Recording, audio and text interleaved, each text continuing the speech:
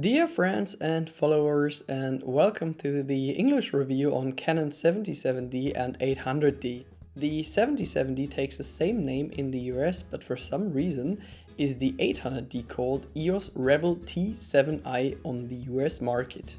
Hoo-hoo! These are the well-designed boxes of the Canon 77D and T7i. The most important specs are mentioned anyways near the front cover. Take particular care when you buy one of these cameras to be sure you purchase the correct kit version.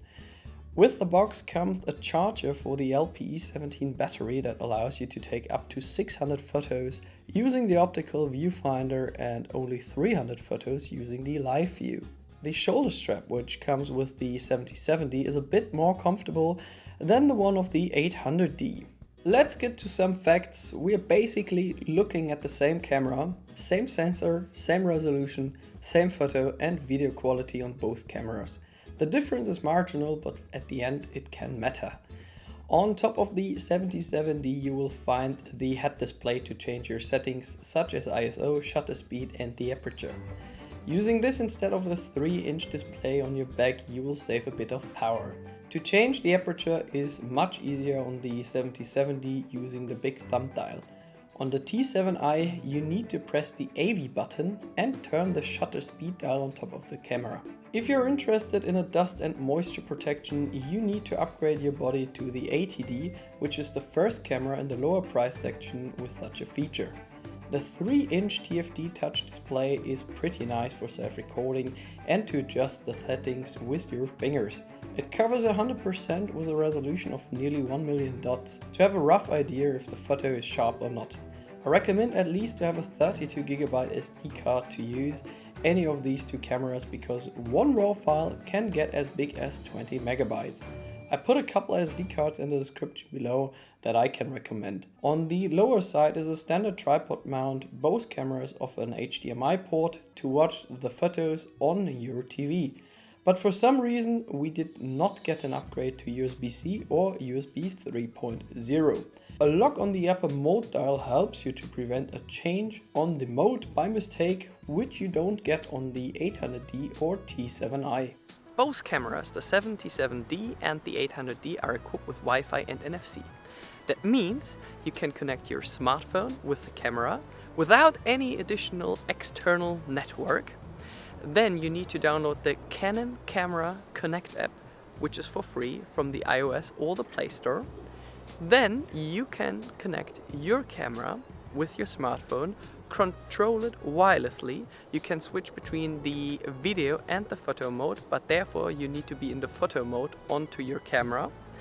And then you can change the settings, you can download the photos in a really good quality, and of course you can download the videos as well and share them with your friends via WhatsApp, mail, Twitter, whatever. I like the Canon menu because it's intuitive, easy to understand, and it looks the same throughout the entire Canon cameras. Additionally, with the 800D or T7i you can revert from a beginner menu back to the normal menu like you're used to it.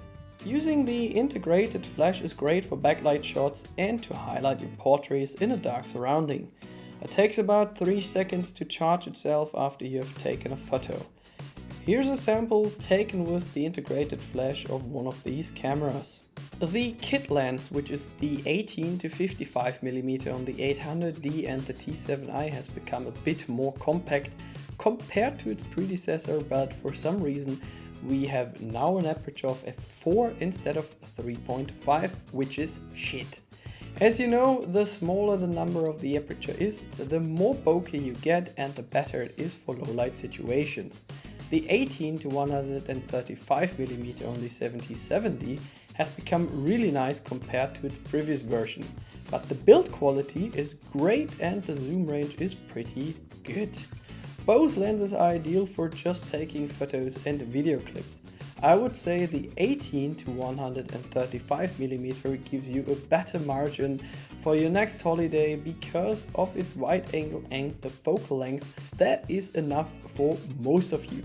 I like the photo quality on both lenses, but the 18 to 55mm feels a bit more plasticky, but for €50 more in the kit is a great lens to start with. There are quite a few people who don't know how it's possible to get this blur background that most of the time depends on your lens. In this case, I'm using the 7.7D with the kit lens, the 18 to 135 millimeter. This lens has an aperture of 3.5 in the wide angle and a maximum aperture of 5.6 when you zoom to 135 millimeter. The smaller the number is, the more blurry the background gets. I switch now to the AV mode, go to a 3.5 aperture. In this case I will use an ISO of 400.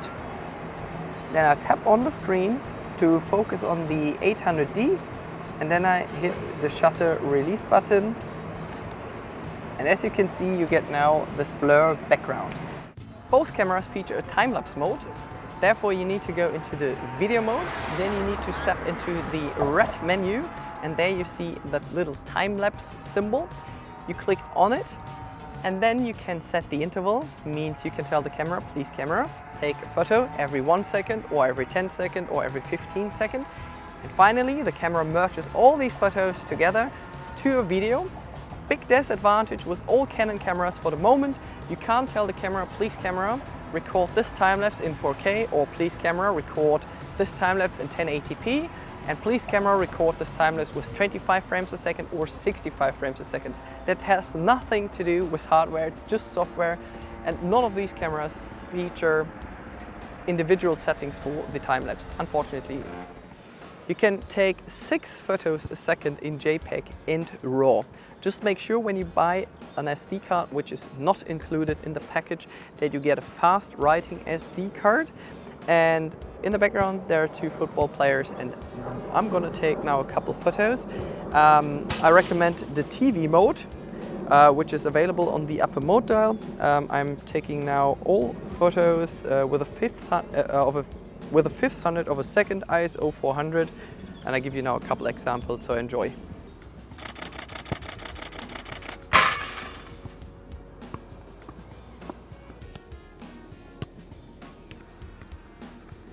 Jetzt tippe ich drauf und jetzt rollt es nochmal ganz langsam so zu mir in die Hände quasi. Sehr gut, jetzt rolle ich ihn wieder zurück. Jetzt rollt es nochmal zu mir. Sehr geil. There has been a couple changes in terms of video recording to its previous versions. No, you can't record 4K footage, therefore you need to upgrade to the 5D Mark IV or the 1DX Mark II. The colors look more neutral on the 77 and the 800D when you compare it to its predecessors.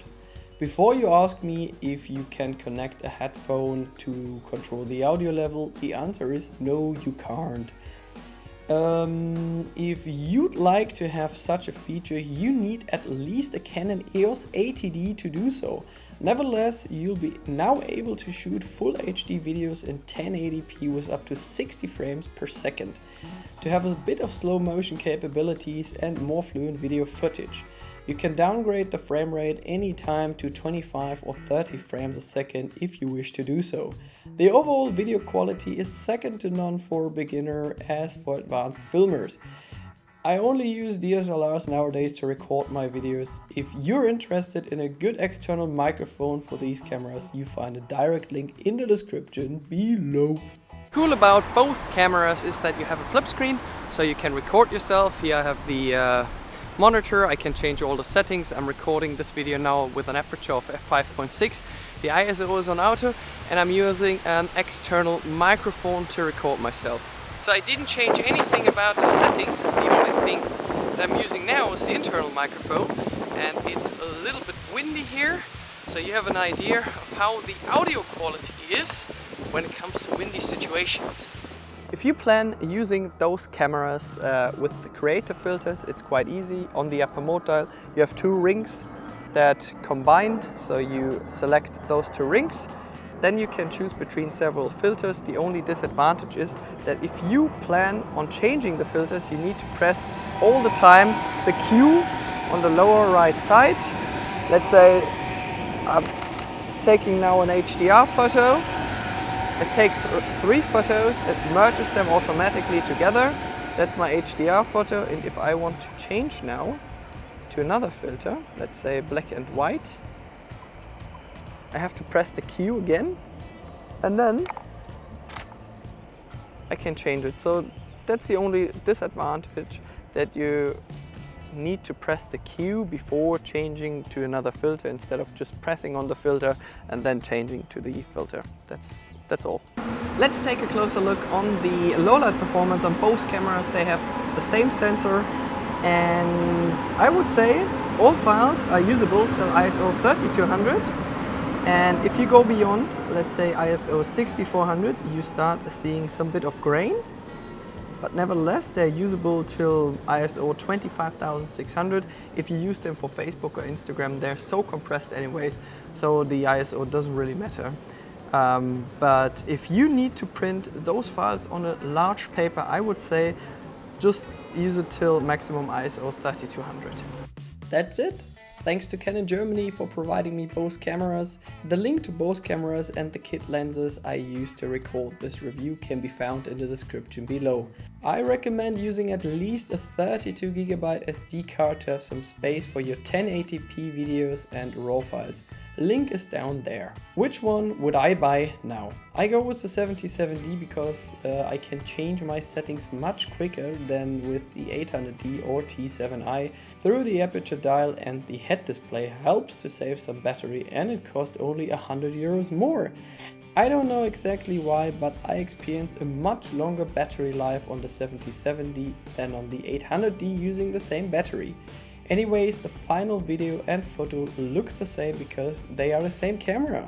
Same sensor, same processor, with some minor differences in terms of usability. Who needs such a camera? They are perfect for people who are just about to start with photography, or for those who'd like to have a backup body like me. I enjoyed the flip screen for self-recording and video blogs, especially for YouTube.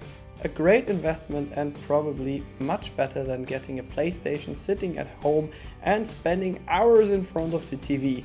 Many examples taken with both cameras can be found in the description below for private use. Thanks for your undivided attention. See you soon with the review on Canon's SX730HS.